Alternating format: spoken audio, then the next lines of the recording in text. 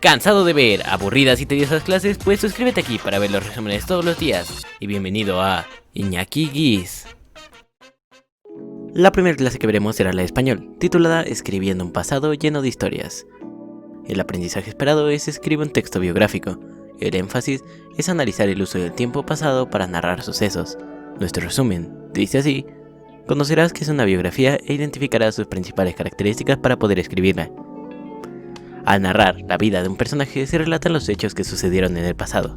Para ello, usamos el tiempo pasado pretérito que permite ubicar su vida y acciones en un tiempo y espacio específicos. Son muchos los personajes que han participado de alguna manera en la evolución de la humanidad.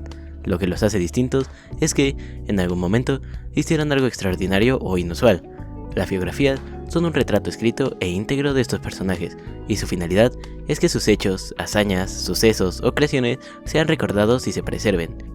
El biógrafo investiga acerca de la vida del personaje que eligió y tiene que buscar en libros, documentales, internet, personas que los conocieron y otras fuentes de información que lleven a profundizar en el personaje para comenzar la redacción. Existen muchas opciones para escribir una biografía, miles de personajes, algunos famosos por sus inventos, otros por sus creaciones y otros más científicos e intelectuales, porque aportaron algo al mundo, sin olvidar a los deportistas, políticos y personajes del cine. Sin embargo, muchos de ellos ya no viven, por lo que el tiempo verbal ideal para redactarlas es el tiempo pasado. Tanto en las biografías como en las autobiografías suele retomarse el ciclo vital, nacimiento, infancia, juventud, adultez, vejez, como eje para organizar la trama narrativa. Por ello, debe narrarse en tiempo pasado, aunque existe otros tiempos verbales que pueden ser utilizados en este tipo de textos. El más común es el pretérito. En los escritos biográficos, el narrador suele relatar los hechos en tercera persona, él o ella. Nació en, vivió, hizo, pintó. Con este efecto se logra cierta distancia, ya que quien narra los hechos no participó en ellos. Al escribir la biografía debes tener en cuenta que es una narración de hechos pasados y deberás ser cuidadosa o cuidadoso en el manejo de los tiempos verbales para poder manejar la temporalidad y que ésta sea coherente. Según el diccionario de la lengua española, un verbo es la clase de palabras cuyos elementos pueden tener variación de persona, número, tiempo, modo y aspecto. Por ejemplo, Luis les dijo a sus padres que estudiaría en esos tiempos para ser modisto, y estos le respondieron que eso era para mujeres. Aún así, él lo logró. Para hablar de los verbos te centrarás en dos cosas, el tiempo y el aspecto. El tiempo verbal indica el momento en que se realiza una acción en relación con el momento actual en el que se usa la lengua. Por ejemplo, hace años aprendió a cantar, ahora solo canta en solitario. El aspecto es una característica que permite distinguir diferentes estados en el desarrollo de la acción de la expresión del verbo. Por ejemplo, ya no regresó a ese lugar es distinto a ya no ha regresado a ese lugar. Si se usa regresó, la acción se ve como concluida. Si se usa ha regresado, la acción se ve como algo que se realizó, pero existe la posibilidad de que continúe en un futuro. El reto de hoy es el siguiente: elige un personaje que llame tu atención o con el que te sientas identificada o identificado y realiza la investigación de su vida, preguntando y respondiendo con las diferentes maneras de expresar el pasado. Puede ser desde un creativo artista, líder político, social o religioso, un inventor, creador de alguna vacuna, hasta un personaje que haya apartado al mundo su filosofía, sus ideales y sus pensamientos. Finalmente, comparte tu producción con tus familiares. Proseguiremos con la clase de matemáticas, titulada El área de polígonos. El aprendizaje esperado es cálculo de perímetro y área de polígonos regulares y del círculo a partir de diferentes datos. El énfasis es calcular el área de polígonos regulares a partir de diferentes datos. Nuestro resumen dice así: conocerás nuevas técnicas, procedimientos y algoritmos para resolver un problema. Para ello, llevarás a cabo el cálculo del área de polígonos regulares a partir de diferentes datos. La comprensión de las fórmulas para el cálculo del área de los polígonos es un proceso que requiere de tu participación activa. Al comprender un procedimiento, también se construye un significado, en este caso, el significado de lo que es el área de los polígonos, y para lograr la comprensión de los procedimientos y significados se requiere de la realización y de actividades que observarás, explorarás y compararás las figuras. Reflexiona a partir de las siguientes preguntas, mismas que puedes registrar en tu cuaderno e ir respondiendo a lo largo de la sesión. ¿Cuál es la fórmula para calcular el área de un polígono? ¿Puedes calcular el área de un polígono a partir de los datos de un triángulo? ¿Qué procedimiento debes realizar para calcular el área de un polígono? Ahora analicemos la siguiente situación problema. Calcula el área de la siguiente figura. Primero dividirás la figura del gato en figuras planas conocidas. Toma en cuenta el fondo cuadriculado, el cual indica que cada lado de un cuadrito equivale a una unidad, y el área de cada uno de esos cuadritos es una unidad cuadrada. Después llevarás a cabo el cálculo de las áreas principales de las cuales están constituidas las figuras: cuadrados, romboides y triángulos. Considera los dos triángulos que conforman el cuerpo del gato y los transformarás en un cuadrado, cuyo lado es igual a 3 unidades. Para calcular el área de un cuadrado, utiliza la siguiente fórmula: área es igual al lado por lado.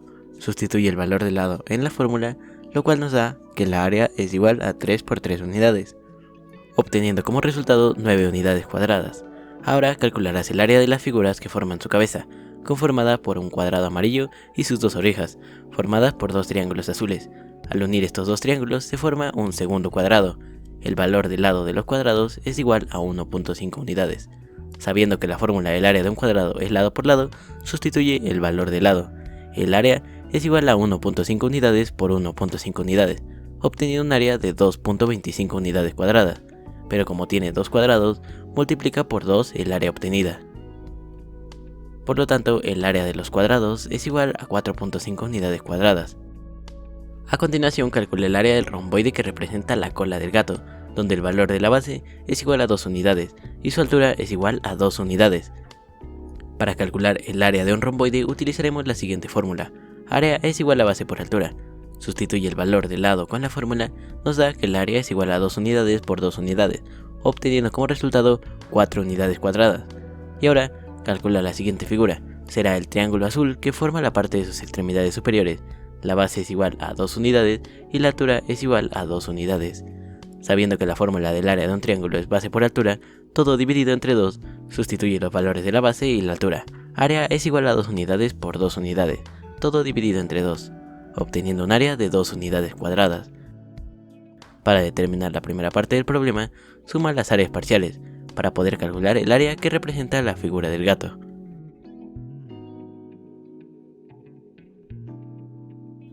Obteniendo un área total igual a 19.5 unidades cuadradas. El reto de hoy es el siguiente: resuelve el siguiente problema. ¿Cuál es el área del octágono si las medidas son A es igual a 6 metros, lo que equivale al apotema, y L es igual a 5 metros, que corresponden al valor del lado?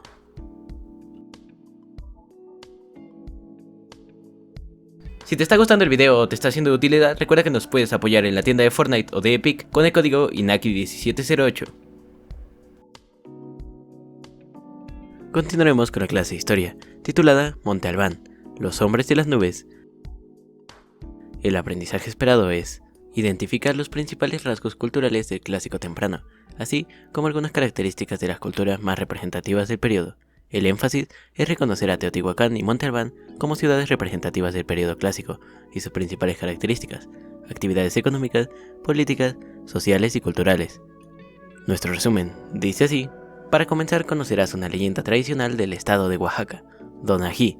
Donají, alma grande, bella princesa, hija del último caudillo zapoteca, Cosijoesa, y de su esposa, la gentil Coyolicatzin, copo de algodón, hija a su vez del poderoso emperador azteca Ahuizotl. Hallábase presa en calidad de rehén en poder de las fuerzas mixtecas, acaudillada por Zahuindanda en la fortaleza de Monte Albán. Este relato es de origen zapoteca y, como la mayoría de las leyendas, presenta variaciones, ya que forma parte de la tradición oral de un pueblo y al ir de boca en boca, de generación en generación, muchas veces se modifica. En una de las variantes relata que se enamora de Nucano, un príncipe mixteco. Para ese entonces los zapotecas y los mixtecos eran rivales. En la actualidad, esta leyenda sigue viva, ya que en la tradicional Guelaguetza celebrada en el estado de Oaxaca se realiza anualmente una representación teatral de la historia de la última princesa zapoteca, y precisamente en esta sesión profundizarás en el pueblo al que perteneció Donají, los zapotecas. La palabra zapoteca es de origen náhuatl y proviene del zapotecatl, que significa pueblo del árbol del zapote. Este término se deformó con la presencia de los españoles y derivó en zapotecas, como hoy en día se conoce. Su ubicación geográfica fue al sur de México, en lo que actualmente es el estado de Oaxaca, en especial en los valles centrales. Se desarrollaron en el horizonte cultural llamado clásico, entre los años 500 antes de nuestra era y 800 después de nuestra era. Fue en este periodo donde alcanzó su gran esplendor, equiparable a la ciudad modelo de este periodo, que fue Teotihuacán. La civilización zapoteca tuvo una larga permanencia en el México antiguo, como el grupo dominante de una amplia región, con influencia en el ámbito político, económico y cultural.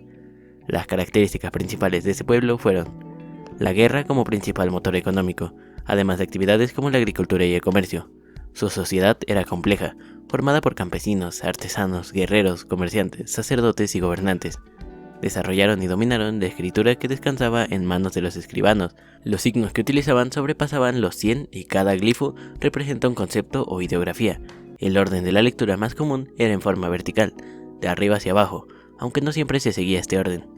Su organización del tiempo muestra que nombraban los años mediante los números del 1 a 13, los cuales se expresaban con barras y puntos, y los combinaban con los nombres de relámpago, venado, escobilla y temblor.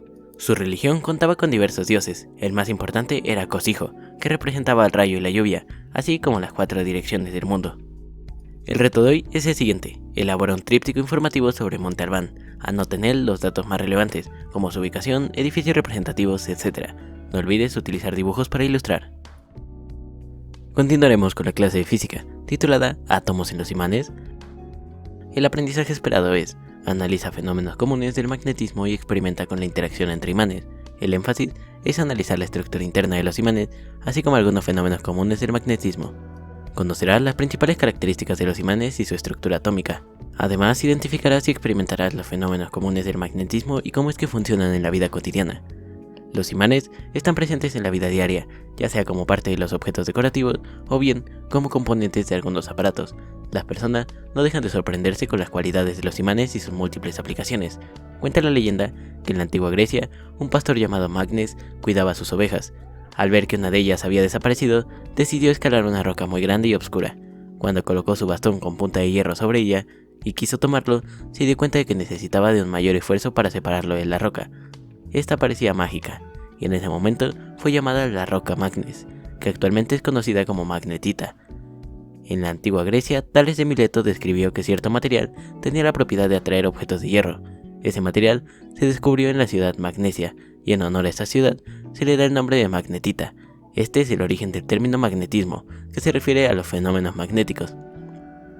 En 1660, William Gilbert realizó experimentos hasta concluir que la Tierra es un gran imán.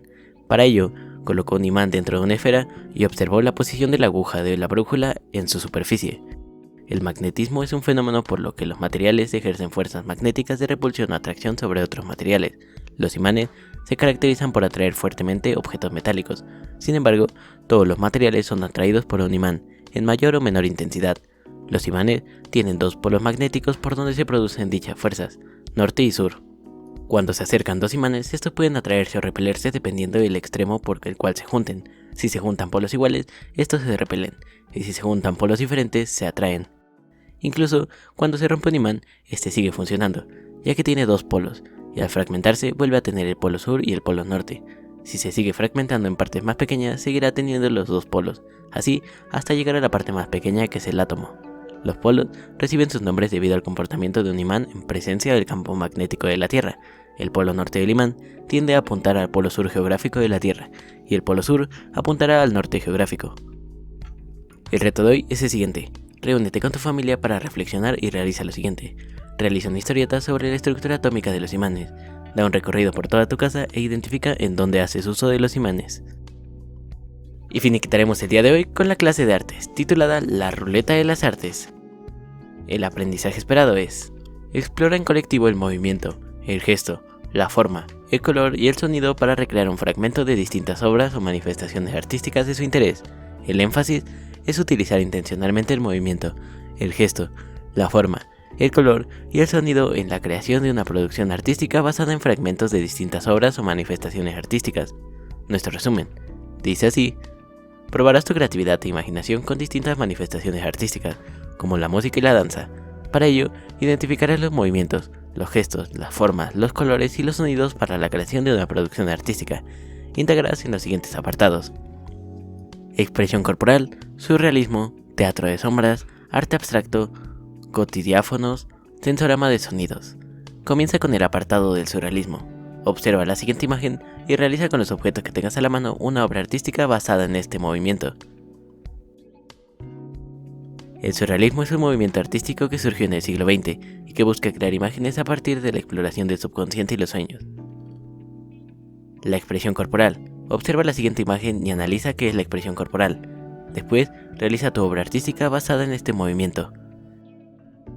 La expresión corporal es cuando utilizas el movimiento y la energía de todo tu cuerpo para comunicarte con los demás y poder transmitir sensaciones, sentimientos, ideas e imágenes de una manera creativa y divertida.